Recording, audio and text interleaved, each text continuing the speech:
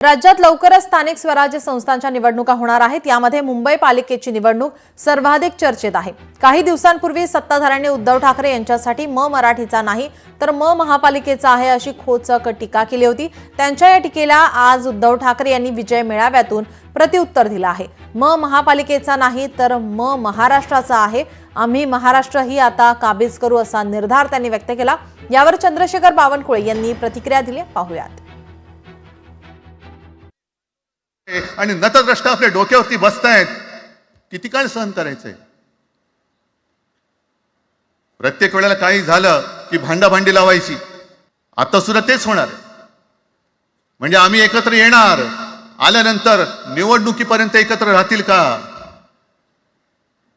सत्ता प्राप्ती, काही जण म्हणतात की यांचा मराठीचा नाही महापालिकेचा आहे। अरे नुसता महापालिकेचा नाही तर आमच्या महाराष्ट्राचा आहे।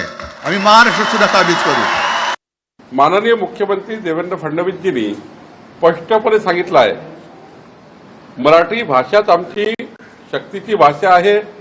मराठी भाषाच ही आमची त्या ठिकाणी मॅन्डेटरी आहे, ती कंपल्सरी आहे आणि हिंदी ऑप्शनल आहे। आणि याकरता माननीय देवेंद्रजींनी पुन्हा एकदा या राज्याची समिती तयार केली आहे, आपल्याला माहिती आहे। पण आजचा मेळावा मात्र मराठीचा करता नाही आहे, मराठी करता नाही आहे, तर महानगरपालिकेच्या सत्तेकरता आहे। लोकशाही मराठी ऐका, पहा, जागरूक रहा।